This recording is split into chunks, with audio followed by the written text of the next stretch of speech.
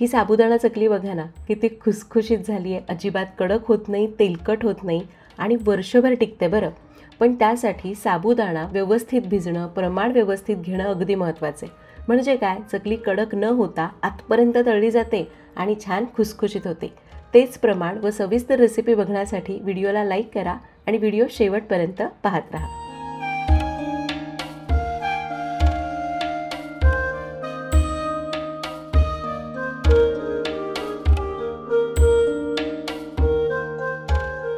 नमस्कार, सरिताच्या स्वयंपाकघरात म्हणजेच आपल्या सरिताज किचनमध्ये आज आपण करणार आहोत उपवासाला चालणारी, वर्ष ते 2 वर्ष टिकणारी साबुदाण्याची चकली. करायला खूप सोपी आहे बरं का. फक्त 5 जिन्नस लागतात आणि करायला सोपी आहे आणि एकदा केली की 1-1.5 वर्ष आरामात टिकते. आणि ही कोणाला आवडत नाही हो, उपवास नसताना सुद्धा खाऊ शकतो, इतकी भारी लागते. मला तर खूप आवडते. पण साबुदाण्याची चकली करताना काय होतं माहिती का, बऱ्याचदा ती तळल्यानंतर सुद्धा अशी कुडकुडीत होते, नीट चावली जात नाही. तर ती छान खुसखुशीत व्हावी म्हणून काय करायचं, त्यासाठी व्यवस्थित प्रमाण घेणं महत्त्वाचं आहे. त्याचसोबत अशा टिप्स सांगणार आहे की साबुदाण्याची चकली अगदी छान तयार होईल, 2 वर्ष टिकेल आणि तळल्यावरही छान खुसखुशीत होईल. त्यामुळं तुम्ही पहिल्या प्रयत्नात व्यवस्थित साबुदाण्याची चकली करू शकाल. त्यामुळे व्हिडिओला लाईक नक्की करा. आणि तुम्ही सगळ्यांना माहिती आहे, सरिताज किचनची खासियत म्हणजे अचूक प्रमाणात परफेक्ट रेसिपीज ज्या तुम्ही पहिल्या प्रयत्नात करू शकता. रेसिपीला सुरुवात करूया.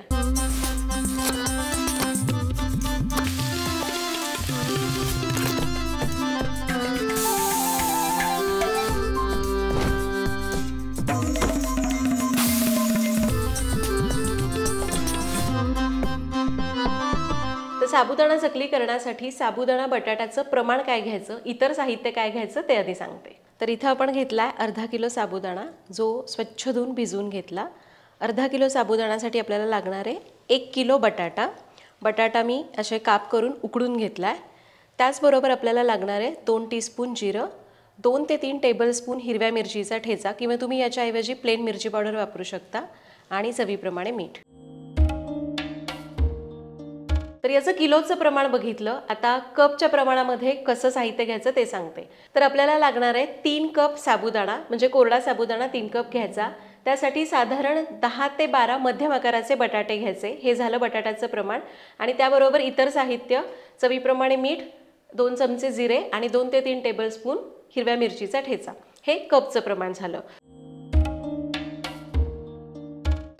तर आता इथं मी साबुदाणा आधीच भिजवून घेतलेला आहे. आता जेव्हा आपण चकली करतो त्यावेळी साबुदाणा वेगळ्या पद्धतीने भिजवतो. आपण साबुदाण्याची खिचडी करतो ना, तसा तो भिजवायचा नाही. त्यामध्ये काय होतं ना, साबुदाणा असा खूप मोकळा मोकळा होतो, पाणी थोडा कमी शोषून घेतो आणि मग सुकल्यानंतर ती चकली खूपच कडक होते आणि तळल्यानंतर कुडकुडीत लागते. तर त्यासाठी साबुदाणा कसा भिजवायचा, तर साबुदाणा अर्धा किलो घ्या, कितीही घ्या, एका भांड्याने मोजायचा. तर मी हे 1 भांडं भरून साबुदाणा घेतला. याला 2 ते 3 पाण्याने स्वच्छ धुवून घ्यायचं. साबुदाणा स्वच्छ धुतला. आता ज्या भांड्याने आपण साबुदाणा घेतलाय त्याच भांड्याने 1.5 भांडं गरम पाणी घालायचं, म्हणजे जवळपास उकळतं पाणीच घालायचं आणि याच्यावर झाकून याला रात्रभर असंच भिजून द्यायचं.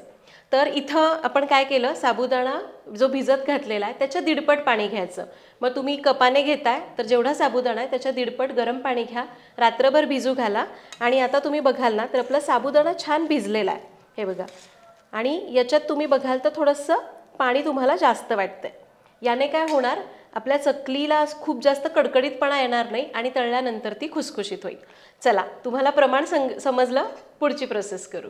आता पहिल्यांदा आपल्याला बटाटे किसून घ्यायचे. फक्त बटाटे उकडताना एक गोष्ट लक्षात ठेवा बरं का, बटाटे उकडताना खूप जास्त पाण्यामध्ये असे खूप भरपूर पाणी घालून कुकरला लावू नका, नाहीतर ते इतके पाणी ओढून घेतात की आपलं मिश्रण पातळ होण्याची शक्यता असते.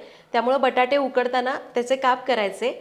अगदी बटाटे बुडतील एवढं इंचभर पाणी घालायचं. पूर्ण बटाटे नाही बुडले तरी चालतील. आणि मग त्याच्या शिट्ट्या करायच्या, म्हणजे बटाटा खूप जास्त पाणी ओढून घेत नाही.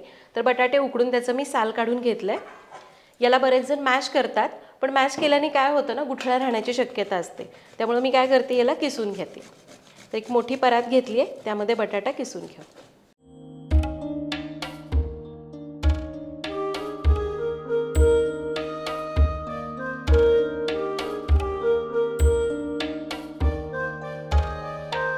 तर सगळा बटाटा किसून घेतला. आता यामध्ये घालायचा आहे भिजवून घेतलेला साबुदाणा. तर साबुदाणा घातला. आता या दोन्हीला चांगलं एकजीव करून घ्यायचं आहे बरं का. हे दोन्हीही एकजीव होणं खूप गरजेचं आहे. म्हणजे काय, सगळं जे काही मिश्रण आहे ते एकसारख्या कन्सिस्टन्सीचं होतं आणि चकल्याही अगदी व्यवस्थित घालता येतात. तर एक 4 ते 5 मिनिटं या दोन्हीलाही चांगलं एकजीव करून घेऊ. तुम्हाला अगदीच वाटलं ना की हे पातळच झालं आहे, कारण बऱ्याचदा काय होतं, साबुदाण्यात कधी पाणी जास्त झालं किंवा बटाटे उकडताना पाणी जास्त शोषलं. समजा तुम्हाला वाटलं की मिश्रण खूपच पातळ झालं आहे, तर यावर एक उपाय आहे की यामध्ये तुम्ही कोरडं साबुदाण्याचं पीठ मिसळू शकता. पण अगदीच गरज लागली तर. आता या दोन्हीलाही मी 4 ते 5 मिनिटं चांगलं एकजीव करून घेते. फक्त लक्षात घ्या, मिरची वगैरे आधी घालू नका, नाहीतर मग काय होईल की हाताची आग होईल. तर हे बघा, याला मी चांगलं मळून घेतलं आहे 5-6 मिनिटं. यामध्ये घालायचं आहे जिरं. तुम्हाला जिरं आवडत नसेल, नाही घातलं तरी चालेल, किंवा काही जणांकडे उपवासाला जिरं खाल्लं जात नाही. मीठ घालूयात. इथं मी इतक्या प्रमाणाला 2 टीस्पून मीठ घेतलं आहे. मीठ घालताना लक्षात घ्या, आत्ता हे जरी जास्त दिसत असलं तरी सुकल्यानंतर मिठाचं म्हणजे ते त्यातलं पाणी आटलेलं असतं ना, त्यामुळे हे खारट होऊ शकतं. त्यामुळे मीठ घालताना बेताने घालायचं. एवढ्या प्रमाणाला अंदाजे 2 छोटे चमचे मीठ घातले. आता पुन्हा याला चांगलं मिक्स करूया. तुम्ही यावेळी मिरची पावडर घालू शकता, पण मी शेवटी घालणार आहे, कारण मला जरा जरी मिरची हाताला लागली ना तरी लगेच आग होते. आणि हो, तुम्हाला इथं मिरची घालायची नसेल, हिरवी मिरची, प्लेन मिरची पावडर घालायची असेल तरी पण चालेल. तुम्ही तुमच्या अंदाजाप्रमाणे जशी आवडते तशी कमी जास्त घालू शकता. मीठ घालून याला मी 2-3 मिनिटं चांगलं मळून घेतलं आहे. आणि हे बघा, असा हा गोळा होतो याचा अर्थ आपलं पीठ बरोबर झालं आहे. यापेक्षा जर खूप सैल वाटतंय तर मग साबुदाण्याचं पीठ ॲड करा. आता घालूयात हिरवी मिरची आणि मिक्स करू.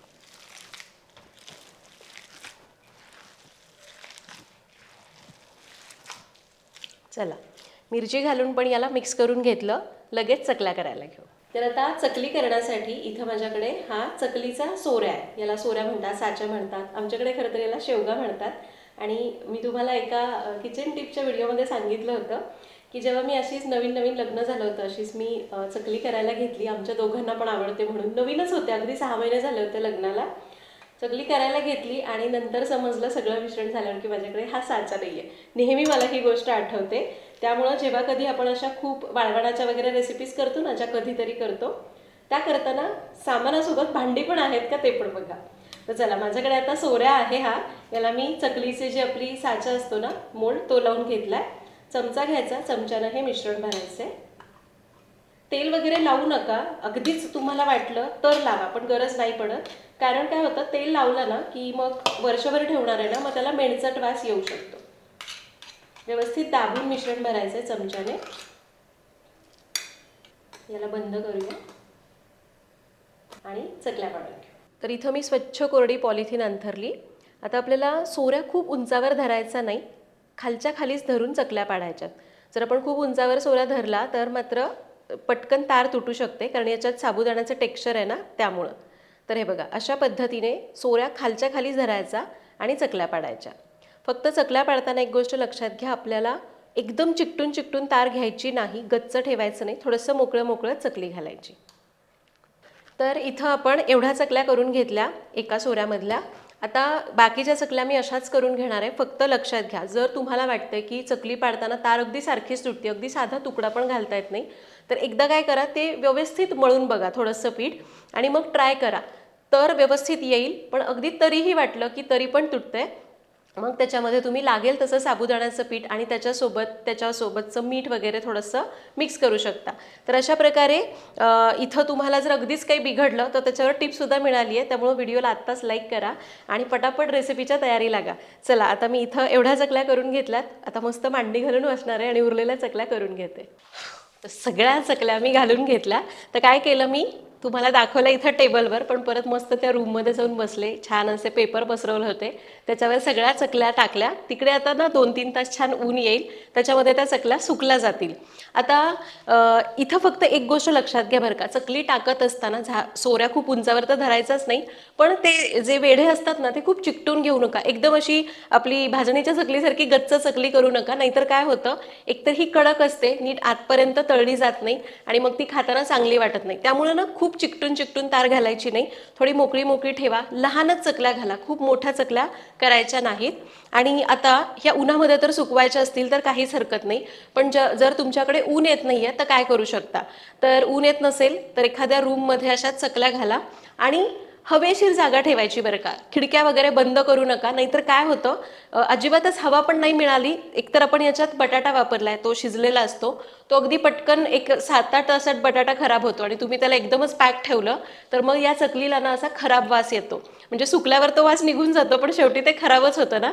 म्हणून काय करायचं, सरळ उन्हामध्ये ठेवा किंवा ॲटलिस्ट हवा खेळती ठेवा, म्हणजे चकलीला खराब वास येणार नाही. आता इथं मी सगळ्या चकल्या घालून घेतल्या.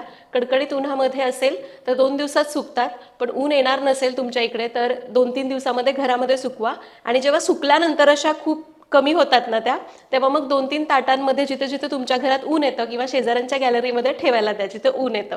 तर अशा प्रकारे चकल्या सुकवून घ्यायच्या. चला, म्हणजे चकल्या झालेल्या आहेत, त्याला 2-3 दिवस उन्हामध्ये सुकवून घेऊ. 2 ते 3 दिवस आपण साबुदाण्याची चकली उन्हामध्ये छान वाळवून घेतली आणि हे बघा छान चकली तयार झाली आहे. याच्यामध्ये खरं तर आमच्याकडे मिरची पावडर वापरली जाते, कारण ती उपवासाला आमच्याकडे तरी चालते, पण बऱ्याच जणांकडे वापरली जात नाही, म्हणून मी हिरव्या मिरचीचा ठेचा वापरलाय. त्यामुळे बघा असा छान पांढरट पिवळसर रंग आलेला आहे. मस्त चकली तयार झालेली आहे आणि तुम्हाला दिसतानाच दिसते किती सुंदर झाली आहे. तळल्यानंतर सुद्धा मस्त खुसखुशीत होते बरं का, अजिबात कडक होणार नाही याची 100% खात्री. आणि आपण जे प्रमाण घेतलं तेवढ्या प्रमाणामध्ये ही बरोबर अर्धा किलो चकली तयार झाली. म्हणजे जर तुम्हाला ऑर्डर घ्यायची आहे ना तर या अंदाजाने असं प्रमाण घ्या की तुम्हाला जशी चकली जितक्या प्रमाणामध्ये हवी तशी करता येते. समजा जर तुम्हाला 1 किलोची ऑर्डर घ्यायची तर आपण जे प्रमाण घेतलं त्यापेक्षा दुप्पट घ्या. पण मी तुम्हाला नेहमी सजेस्ट करेन की जर तुम्हाला 1 किलोची ऑर्डर आली आणि तुम्हाला माहिती की एवढं सामान लागतं तर त्यापेक्षा थोडंसं जास्त सामान घ्यायचं, कारण कमी पडायला नको, कारण एखादं तुटलं वगैरे तर ते आपल्याला ॲडजस्ट करता येतं. तर आता ही चकली छान वाळलेली आहे, तळून बघूयात कशी लागते. तर कढईमध्ये तेल गरम करायला ठेवलं आहे आणि हे आपलं सरिताज किचनचं लाकडी घाण्याचं तेल आहे, जे शुद्ध पारंपरिक आहे. कोणतेही केमिकल्स यामध्ये वापरले जात नाहीत. एकदा नक्की वापरून बघा, ऑर्डर करण्याची लिंक डिस्क्रिप्शन बॉक्समध्ये दिलेली. तर तेल आता चकल्या तळण्यासाठी सुद्धा व्यवस्थित गरम पाहिजे. गॅस मी मोठाच ठेवते. सुरुवातीला एकच चकली तळून बघू, कारण तेल नीट तापलं नसेल तर चकली कडक होते. चकली मस्त पटकन अशी फुलून वर आली, छान तळली गेली. काढून घेऊया. तेल व्यवस्थित तापलंय. आता मी काय करते, एका वेळी 2-3 चकल्या तळायला सोडते. छान होत आहेत ना चकल्या, रंगही मस्त आलाय. मिरची पावडर घातली तर थोड्याशा लालसर रंगावर तळल्या जातात.